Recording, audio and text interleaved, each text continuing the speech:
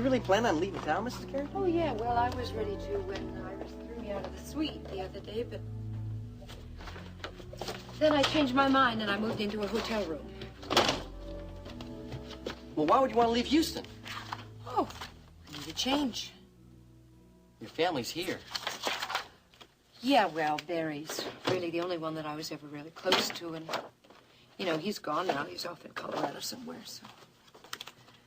Frankly, I think the others, including grandmother, would only be too happy if I were to leave. Hey, you know, I really haven't seen you in a couple of weeks since the last time you came by the coop to talk to me about that problem you're having with that friend of yours.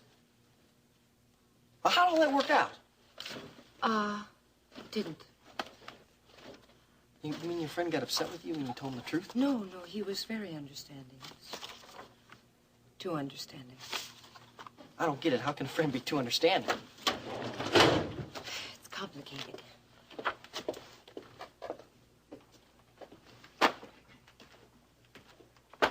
I get the feeling this friend of yours is something more than just a friend. Yeah. Are you and your friend leaving Houston together? What are you, writing a book, Billy? No.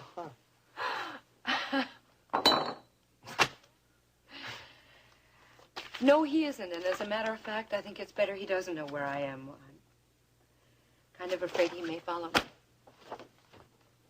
What you're saying is he's in love with you.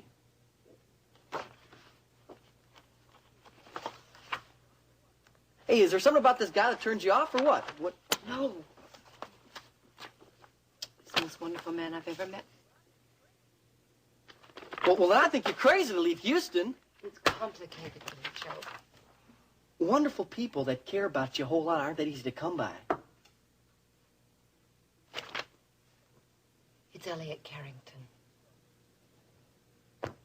So? Billy Joe, Elliot is Dennis's father. Dennis is my husband. Yeah, but he asked you for a divorce, hasn't he? I mean, in that case, I think you and Mr. Carrington are free to do whatever you want. Dennis was very upset that Elliot and I had started to see each other. Yeah, but that's Dennis's problem, man. This is something he's just going to have to learn to deal with. But the problem is he can't deal with it. Not now. Well, maybe you and Elliot can help him.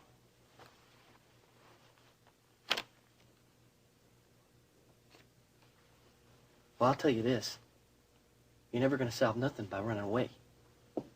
All right, Elliot, I'll be down at the station in an hour. And I want to look at Margaret's report.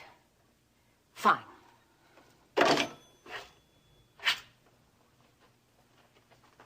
going to the station, too. Justin, you set 1 foot on KVIK property and I'll have you arrested. I just want to make sure you don't whitewash that story, Vicky, because of your friend Ryan. You know me better than that, Justin. That's why you felt so safe tonight, pulling off that little stunt of yours. That wasn't a stunt. I just happened to be here when Margaret and her crew walked in. If you don't believe me, Vicky, ask her. I wouldn't believe her any more than I believe you. Vicky, I do have cause for concern. I do remember the time when Elliot had scheduled his court appearance. You pulled that crew off the story to protect him. I pulled that crew off the story to cover an oil well explosion in the Gulf. I hope you don't find some insignificant little story to run in place of this one. Of course, if you do, every station in town will have a field day. Nothing upsets the media more than being told what stories they can report. Don't threaten me, Justin. It's more than a threat, Vicky. If you pull that story, I'll have you so embroiled in a freedom of the press battle, you're not going to have any time to knit your grandchild booties.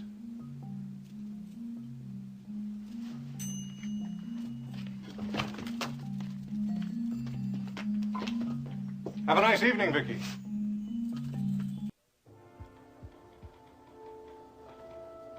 No, that won't be necessary.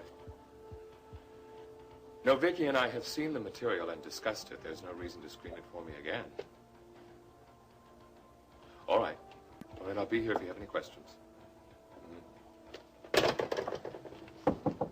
Oh, Sid, I'm sorry. I've been so busy with all this fuss over the Ryan Connor interview, I haven't.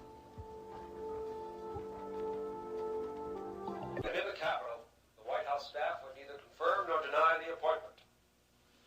Meanwhile, in Houston this evening, Ryan Connor, acting president of World Oil, one of this city's largest corporations, refused comment on rumors that he is involved in a multi-million-dollar embezzlement scheme. Although former charges are yet to be filed. Where are my boots? Where are you going? Over to Vicky's. Honey, you can't go charging into the bellman's house. I in the middle of the trusted night. Vicky. Let you stand up against Justin and all those cheap tricks. But she fell apart just like everyone else, didn't she? Vicky told you that she'd take a look at that No, film. she was more interested in sensationalism than in honest reporting. You're not being fair. It's not fair to Vicky. She owns the station. She owns the whole network of stations. She can air anything she pleases. Vicky told you that she wouldn't manage the news. She said if she thought the story was libelous, that she would... Whose side are you on, anyway? Ryan, for God's sake. You know I'm on your side. Well, it sure doesn't sound like it, does it? Vicky is caught right in the middle of this thing. Justin forced her into a no-win position. Now, if she killed the story, she knew that she'd be accused of protecting her friends. And now that she's let the story go on the air, you're accusing her of giving in to Justin. I don't know how to stop him.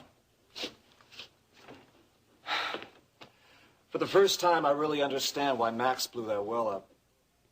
What are you talking about? Max had no choice. He took the only action he could. That's the position I'm in now. Max had a choice, and so do you. Ryan, you've got to promise me that you won't do anything rash. Honey, I want your promise.